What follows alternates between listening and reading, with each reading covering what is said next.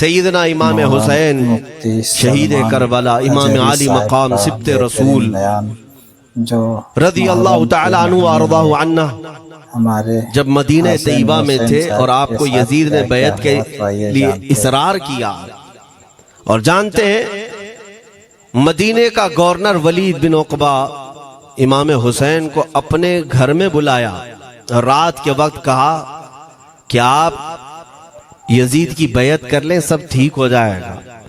آپ نے ایک تاریخی جملہ فرمایا تھا، آج وہ سب مسلمانوں کو یاد ہونی چاہیے۔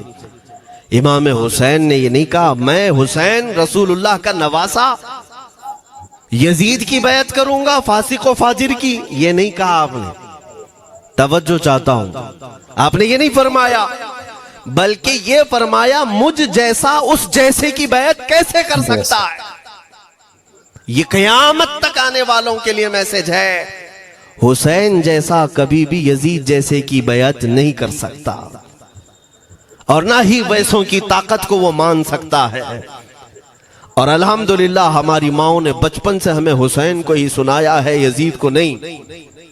اس لیے آج اگر کسی تخت پر یزید بیٹھا ہو تو ہمیں ڈر نہیں لگتا اس بات کا کہ وہ گردن اڑا دے گا، ہمیں اس بات کا خوف نہیں لگتا کہ پھانسی پر چڑھا دے گا، ہمیں اس بات کا یقین ہے کہ اگر ہمارے ٹکڑے بھی ہو جائیں گے تو انشاءاللہ ہماری روح کربلا ضرور پہنچے گی۔ امام حسین کے ساتھ قیامت کے دن اٹھائے جائیں گے، حق بات کرتے ہوئے اگر دنیا سے جائیں۔ عزیزان گرامی وقار، میں تاریخ کی چند جھلکیاں آپ کے سامنے رکھوں گا۔ مجھے حکم بھی ہوا ہے، بہت جلدی وقت ختم ہو جائے گا، سمیٹنا ہے۔ میں چند مثالیں آپ کے سامنے رکھتا ہوں۔ طاقت کسے کہتے ہیں، قوت کسے کہتے ہیں؟ جیم میں جا کر باڈی بنانے والا طاقتور ہے، کاجو بادام کھانے والا طاقتور ہے، مکے مارنے والا طاقتور ہے۔ کون ہے طاقتور؟ طاقت کسے کہتے ہیں؟ میرے عزیزو، اصل طاقت تو یہ ہے کہ تم استعمال اپنے ہاتھ پیر کچھ بھی نہ کرو لیکن کھلبلی دوسروں میں مچی رہے، یہ اصل طاقت ہے۔ یہ رب تعالیٰ کی طرف سے دی ہوئی ہوتی ہے انعام میں۔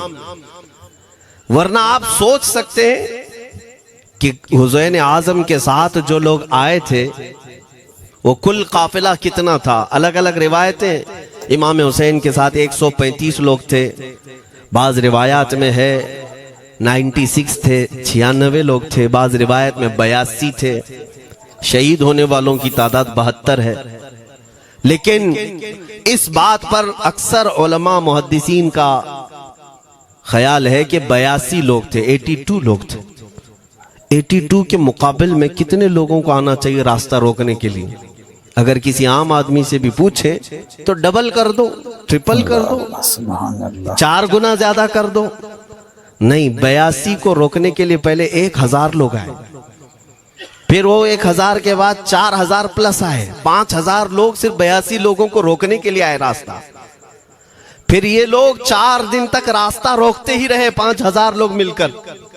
10ویں محرم ہونے سے پہلے پھر تقریباً 16000 لوگ آئے، یعنی تقریباً پورے ٹوٹل ملا کر 22000 کے قریب، 21000 سمتنگ کچھ، 22000 کی فوج کیا معنی رکھتی ہے کس کو روکنے کے لیے؟ 82 لوگوں کو۔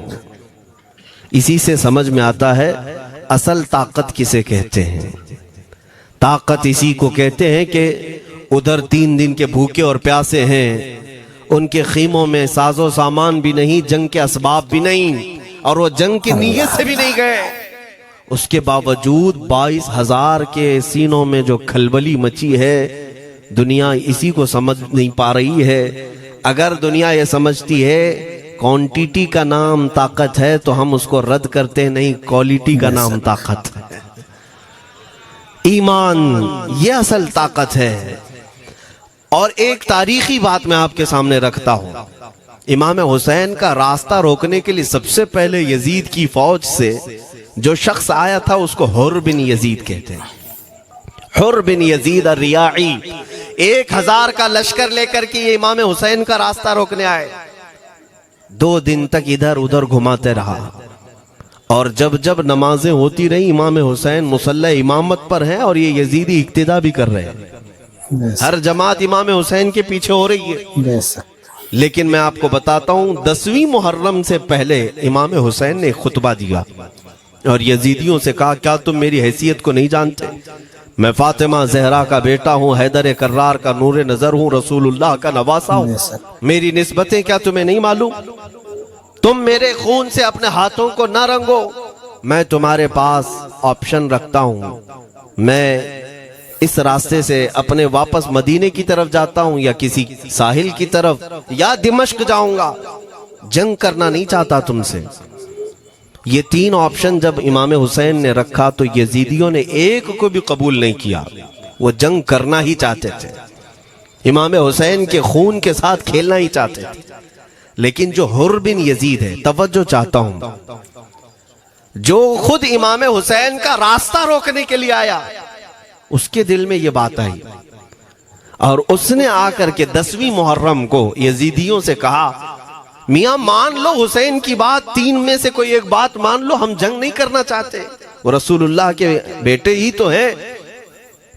تو سارے جو سپہ سالار بڑے بڑے تھے، عمرو بن سعد، شمر وغیرہ، حر بن یزید سے کہنے لگے تجھے کون کہتا ہے فیصلہ کرنے کے لیے؟ تو سپاہی ہے، 1000 کی نفری تیرے ساتھ دی گئی ہے، بس اگر تجھے ہمارے ساتھ رہنا ہے تو میدان میں جمع رہ، ورنہ چلا جا، تو صلح کی باتیں مت کر۔ حر بن یزید اسی دن 10ویں محرم کو ان یزیدیوں سے کہتا اچھا اگر تم میرے اس بات کو نہیں مانتے تو تمہاری سپہ سالاری تمہیں مبارک، میں حسین کے خیمے میں جا رہا ہوں۔ جو یزید کی طرف سے آیا تھا وہ کدھر چلا گیا؟ مولا حسین کے خیمے میں۔ کب؟ صرف 10ویں محرم، ایک روایت میں 9ویں محرم کو، ایک دن پہلے امام حسین کے خیمے میں آیا، دست بوسی کی، معافی مانگی، اور امام حسین نے کہا اب تم جا سکتے ہو اپنے گھر۔ حر بن یزید نے کہا میں اس وقت تک اب آپ کا ساتھ نہیں چھوڑوں گا جب تک میرے جسم میں آخری سانس باقی رہے، میں آپ کے ساتھ رہوں گا۔ اب امام حسین کی وفاداری میں آنے والا کون تھا؟ اس لیے میں آپ کو ایک چیز دے جاتا ہوں میرے عزیزوں، اللہ عز و جل کی قدرت کے فیصلے ہیں، وہ جب چاہتا ہے کہیں سے بھی کسی کو ہدایت عطا فرماتا ہے۔ وہ باطل قوتوں کے موجود پلنے والا بچہ بھی کبھی رب تبارک و تعالی ہدایت دیتا ہے، اسے عالم بناتا ہے، اور کبھی کعبے کی چھاؤں میں پلنے والے کو مولا ابو جہل بھی بناتا ہے، گمراہ کر دیتا ہے۔ حر بن یزید مولا حسین کے پاس آ گئے، جو بات مجھے کہنی ہے اس کے لیے مجھے اتنا واقعہ بیان کرنا پڑا ہے، میں اصل پوائنٹ کی طرف آتا ہوں کیوں میں یہ بیان کر رہا ہوں۔ جب 10ویں محرم کو جنگ شروع ہوئی، عمرو بن سعد نے تیر چلایا، تو جانتے ہیں خیمہ حسین کی طرف سے سب سے پہلے میدان میں اترنے والا یہی حر بن یزید ہی، یہی اترے اپنے گھوڑے پر سوار ہو کر انہی یزیدیوں سے لڑنے کے لیے جن کی فوج میں یہ آئے تھے، ان کے مقابل میں لڑنے کے لیے گئے۔ اور جب لڑنے کی ابتدا ہوئی صبح سے دوپہر کے قریب تک وہ لڑتے رہے، زوال تک۔ اب جو بات کہنا ہے توجہ سے سنو، حر بن یزید نے صبح سے لڑائی کی، بہتوں نے وہاں پر میدان جنگ میں مقابلہ آرائیاں کی ہیں، لیکن حر بن یزید کی جو لڑائی ہے وہ تاریخ میں لکھی ہوئی۔ آج انہوں نے یزیدیوں کے ساتھ جو جنگ کیا، کئی گھنٹے جنگ کرنے کے بعد جانتے ہیں تنہا حر بن یزید نے 120 یزیدیوں کو قتل کیا۔ 120 کی تعداد، ایک گھوڑ سوار ایک ہی ہے، 120 کو مار گرایا، اس کے بعد جام شہادت نوش کیا۔ میں تاریخ پڑھ رہا تھا، وہیں پر ہم نے کتاب کو روک دی۔ بہت سارے لوگ کربلا کے واقعات میں امام حسین کے خاندان کے بچوں کے شہادت تو بیان کرتے ہیں، ان کے جسم کٹ گئے، ان کے اوپر گھوڑے دوڑائے گئے، لیکن تم یہ نہیں جانتے کہ حسینی شہزادوں نے باطل قوتوں کے کیسے چھکے چھڑائے تھے۔ ایک ایک جوان نے مقابل میں آنے والوں کو ان کی اوقات کیسے یاد دلائی تھی۔ اب سنو، حر بن یزید 120 کو مار گرا سکتے ہیں، وہ بھی ایک دن پہلے خیمہ حسین میں آنے والا، ایک دن پہلے خیمہ حسین میں آنے والا۔ بات سمجھ میں آ رہی ہے ابھی؟ جو ایک دن پہلے خیمہ حسین میں آ جائے اس کی طاقت کا حال یہ ہے، جو پیدائشی حسینی ہو اس کی طاقت کا حال کیا ہو۔ بے شک، سبحان اللہ۔ میرے عزیزوں، طاقت کسے کہتے یہ سمجھو۔ یہ اور بات ہے کہ لوگوں کو اپنی ہی اوقات معلوم نہیں، اپنی حیثیت معلوم نہیں ہے۔ ہوتا کیا ہے میں آپ کو بتاؤں۔ علامہ عبد المصطفیٰ اعظمی صاحب نے ایک بڑی پیاری بات لکھی ہے۔ وہ گجرات کے حالات بہت اچھی طرح سے جانتے تھے۔ آپ نے ایک بہت اچھی بات لکھی جو ہمارے تمام چیزوں سے یا آج کے زمانے میں یہ چیز میچ ہوتی ہے۔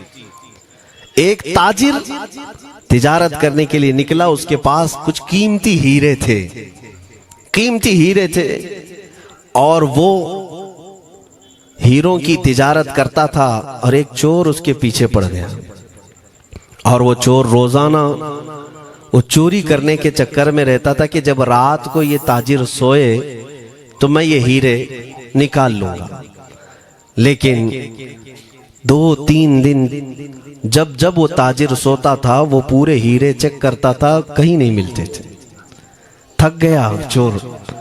3 دن کے بعد اس تاجر کو اس نے پوچھا، چور نے کہا کہ تم ہیرے رکھتے کہاں ہو؟ دن بھر تو تمہارے پاس ہوتے، رات میں کہاں جاتے؟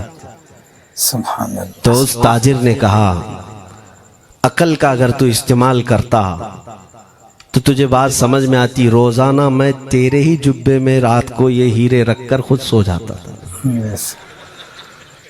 وہ اپنا نہیں تلاش کرتا، اس کا تلاش کرتا، بلا تشبیہ و بلا تمثیل۔ میرے عزیزو، تمہارے پاس جو طاقت ہے تمہیں اس کا اندازہ نہیں۔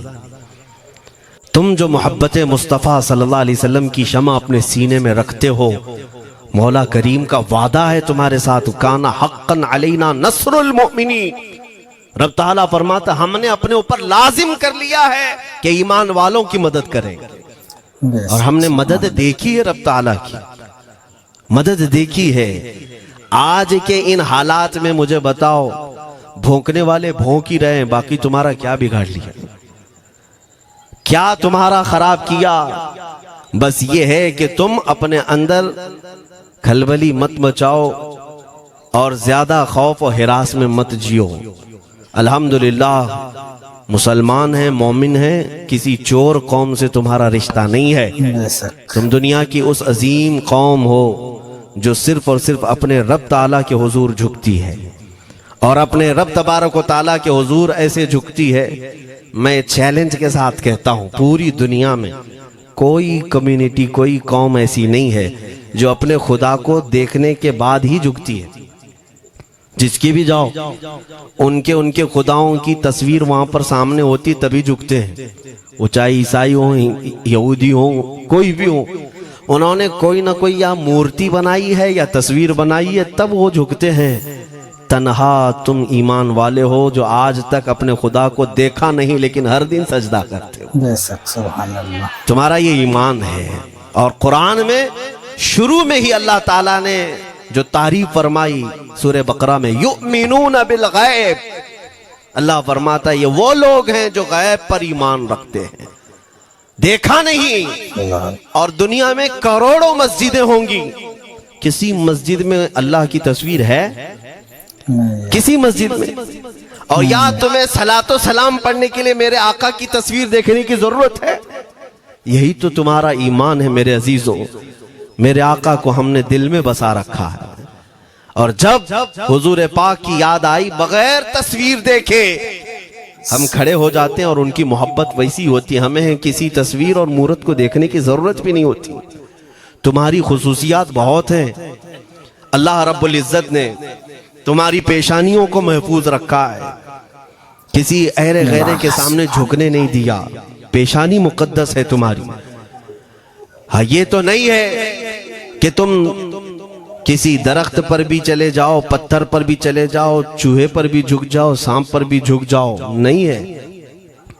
ایک صحابی ہیں ایمان لانے کے بعد وہ کہتے ہیں یا رسول اللہ صلی اللہ علیہ وسلم، صلی اللہ علیہ وسلم، دو واقعات ایسے ہیں جو زمانے جہالت میں ہم کرتے تھے. ایک واقعہ یاد کرتا ہوں تو رونا آتا ہے، اور ایک واقعہ یاد کرتا ہوں تو ہنسی آتی ہے.